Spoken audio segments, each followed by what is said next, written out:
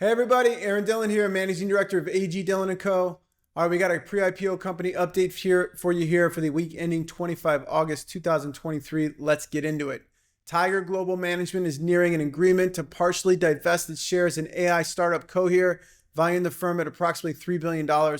This valuation marks a 40% increase from its recent June funding at $63 million.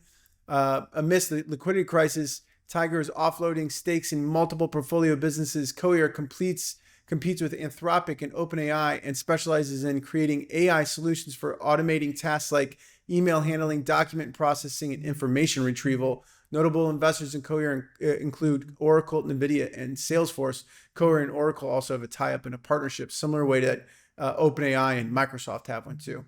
British chipmaker Arm is hinting at an upcoming IPO, a significant for its SoftBank, its parent company. Despite a 2.5% revenue decline to $675 million and a 50% profit drop, Arm is optimistic about its growing market share in data center chips and lucrative licensing. While IPO terms are undisclosed, SoftBank's Vision Fund recently purchased 25% of Arm, putting the company's valuation at $64 billion. There's a lot of discussion in the market if Arm can command that valuation in the public market, so it's going to be very interesting to see how this IPO plays out.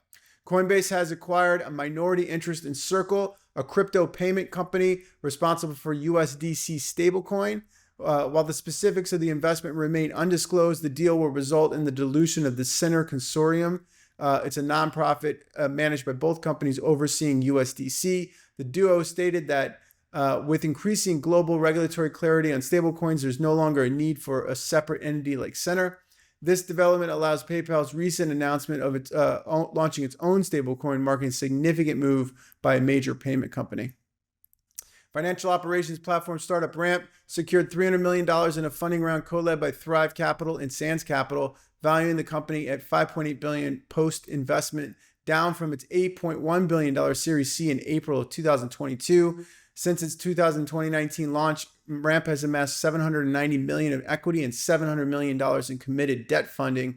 The recent funds will boost product development, hiring, and expansion. Despite a valuation dip similar to other fintechs like Stripe and Klarna, Ramp's revenue surged, reaching $300 million in annualized revenue. The company, which began as a corporate card startup, has diversified its services and recently acquired AI-powered tool Cohere.io. It's not the Cohere large language model. It's a co-browsing company. But as of August, over 15,000 businesses use Ramp's services. Singapore's fast fashion powerhouse Shein is advancing its U.S. presence by purchasing approximately a third of Sparc Group, responsible for producing and distribution for Forever 21 and other brands. This acquisition will enable Shein to feature Forever 21 products on its platform. Concurrently, Sparc, a collaboration between Authentic Brands Group and Simon Property Group, will acquire a minority interest in Shein valued at $66 billion as of May. Shein which initiated a third-party